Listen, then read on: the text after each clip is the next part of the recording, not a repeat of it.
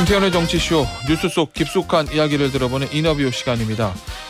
육군 구사단 16첩 반상 특별식 갑질 논란, 이거에 이어서 상급부대인 1군단 복지관까지 비슷한 의혹이 제기됐습니다. 계속되는 논란에 군 당국은 전수조사를 진행하고 있다고 하는데요.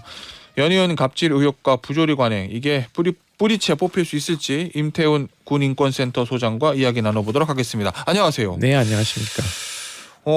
지난달 26일이었나요? 구사단 지휘부가 백마회관에서 16첩 반상을 받았다, 이런 폭로를 하셨고, 그런데 그 이후에 상급부대인 1군단에서도 갑질 의혹이 제기됐는데 해당 군단 간부가 소속 회관병 등을 입단속했다, 뭐 이런 의혹도 제기됐어요? 네, 그렇습니다. 일단은 이게 이제 구사단이 우리 이제 일산 쪽에 해양 그 강한 경계를 맡고 있죠. 우리 자유로 타고 쭉 가다 보면 철책이 쭉 있지 않습니까? 그러니까 그게 사실은 이제 전방 부대나 마찬가지인 거죠. 그 철책안이 이제 사실 GOP고 GP인데 그래서 구사단이 도심 지역에 이제 이렇게 주둔하고 있어요. 그래서 사실은 조금만 나가면 그 이렇게 이제 뭐 다 16첩 반상을 보다도 더 한 걸 드실 수 있거든요. 완전 전방이 아니고 도심 가까우니까요. 네, 그리고 격오지라 할지라도 요즘 면소재지 이런 곳에도 사실은 뭐 맛있는 집들이 많습니다. 그런데 왜 그러면 안 가냐, 이분들이 안 가는 이유가 있죠. 왜냐하면은 같은 돈을 주고 그 대접을 못 받아요.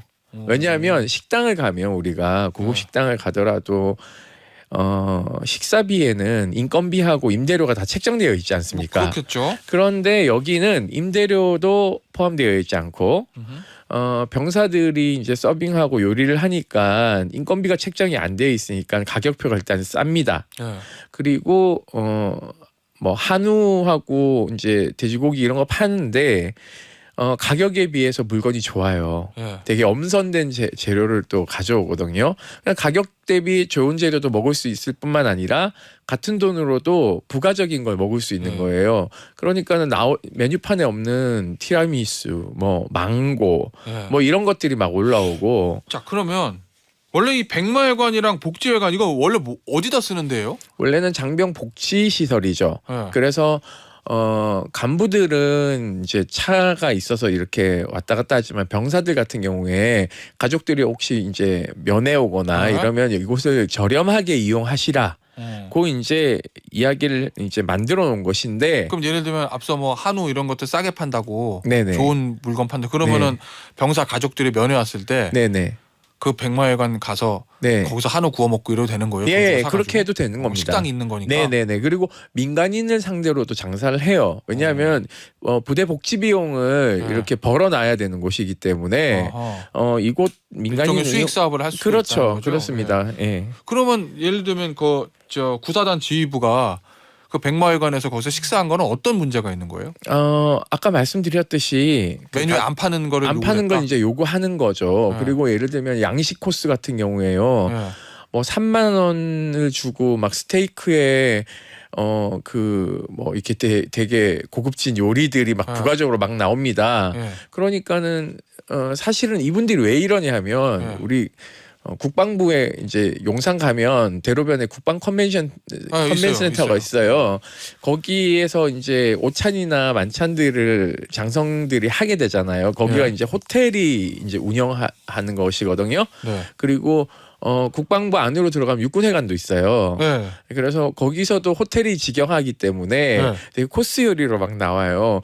장성들이 그런 데 가서 회의하고 와서 사진을 찍고, 야, 우리도 이렇게 좀 해보면 안 돼? 라고 얘기를 해서 이런 것들이 만들어지는 겁니다. 그런데 문제는 여기는 호텔이 아니잖아요. 그러니까 그 가격에 그걸 못 만드니까 쥐어짜는 거죠, 병사들을. 그러면 예를 들면 거기 이제 백마회관 식당이 있을 거 아니에요? 거기서 파는 물건, 파는 예를 들어 서비스, 예를 들면 뭐 한우 1인분에 얼마고 가격표에 써 있으면 그거 돈 내고 거기서 파는 거 그대로 먹으면은 문제가 없는데. 문제가 없는 거죠.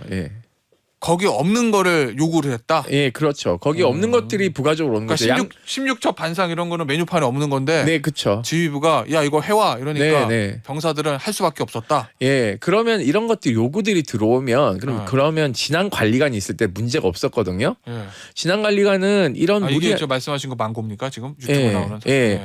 그런 것들을 이렇게 쳐내요. 아, 그런 것들은 안 됩니다. 이렇게 얘기를 해줘야 되는데 관리관이 지금 바뀐 관리관은 네 열심히 해보겠습니다라고 하니까는 요구 사항이 늘어나는 거죠. 지금 또 유튜브로 보이는 장면이 이 당시에 먹은 16첩 반상 뭐 장어 나오고 이건가요? 네, 그렇습니다. 그러니까 이거 장어를 잡아와야 되고요.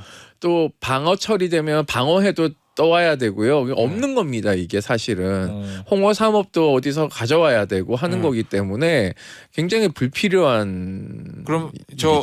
우리 군 인권센터 임태훈 소장이 이거를 인지하게 된 경위는 여기서 이 갑질에 시달리던 병사가 이제 제보를 하거나 뭐 이래서 아시게 된 건가요? 네, 그렇습니다. 이게 왜냐하면 편제가 원래 2명밖에 없어요. 정식 편제 이렇게 지금 인구 감소로 인해서 병력 숫자가 점점 줄어들고 있거든요.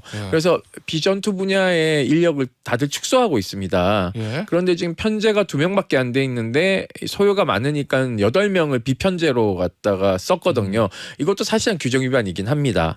그런데 이런 것들을 제대로 관리해야 될 사단장이 오히려 그런 것들을 계속적으로 자기의 어떤 만족을 하기 위해서 비편제인 규정 위반을 계속 하고 있었다는 것이 가장 큰 문제라고 저는 생각합니다. 이 보니까 지금 뭐 그 회관병들이 이 지휘부의 황제 식사를 대접하느라 주 68시간 이상 경무에 시달리고 있다. 뭐 이렇게 말씀하셨던 것 같은데. 네, 맞습니다. 원래는 그럼 보통 어떻게 돼요? 근무 환경이? 정상적이라면? 정상적으로 하면은요, 그 월요일 날은 쉬고요. 식당이 이제 9시 정도나 10시에 끝나면 한 11시나 이럴 때 빨리 퇴근을 시켜야죠. 왜냐하면은 여기는 상근 예비역도 있습니다.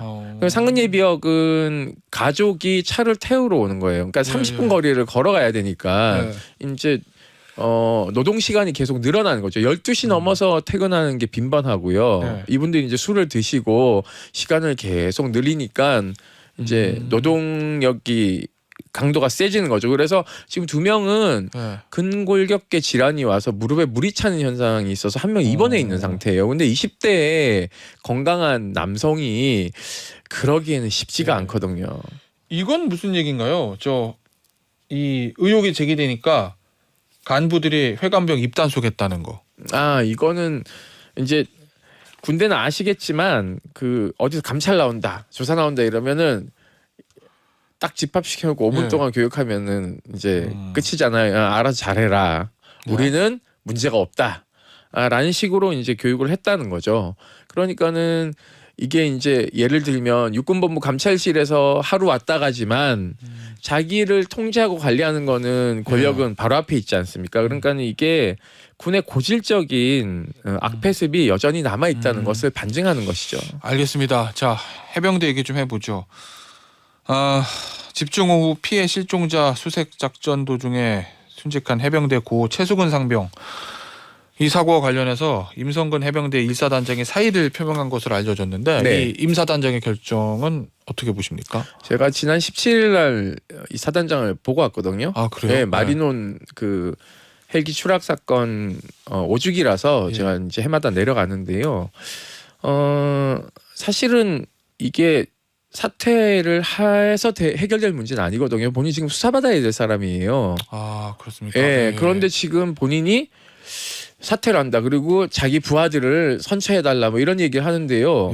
문제의 본질이 어디서부터 왔는지 수사받아야 될 대상이 마치 자기 부하들 생각하는 것처럼 그렇게 이제 얘기하는 건 언론이나 지금 여론이 굉장히 안 좋으니까 여론무마용으로 지금 카드를 꺼내든 것 같은데요. 이런 방식으로 저는 국민들 대하면 안 된다고 생각합니다. 애초에 무리하게 수색을 지시한 사람이 누구인지를 밝혀야 되는데 사실은 지금 기초조사를 누가 했냐면 1사단 헌병대가 했어요. 그러니까 군사경찰이 군사경찰이 했기 때문에 자기의 그 목줄을 쥐고 있는 사단장을 제대로 수사를 할 수 있었을지도 의문이고요. 물론 지금 이제 경북지방경찰청으로 사망 사건이 벌어졌기 때문에 이제 우리 법이 바뀌었지 않습니까? 네. 근데 사망 사건에 대한 초동 수사도 경찰이 하는 게 아니라 군사 경찰이 먼저 해서 예. 변사 사건인지 아닌지를 먼저 판단한 다음에 변사 사건이 아닐 경우에 이첩을 하는 것이라서 애초에 민간 경찰이 들어가서 수사를 처음부터 진행하는 게 아니라서 그런 문제점들이 남아 있습니다. 그래서 저는 이 부분은 저는 아직까지 불씨가 남아 있다고 생각하고 있고요. 저희도 이제 계속적으로 지켜보고 있는 상황입니다. 알겠습니다. 자, 오늘 여기까지 듣도록 하겠습니다. 지금까지 군인권센터의 임태훈 소장이었습니다. 감사합니다. 네, 고맙습니다.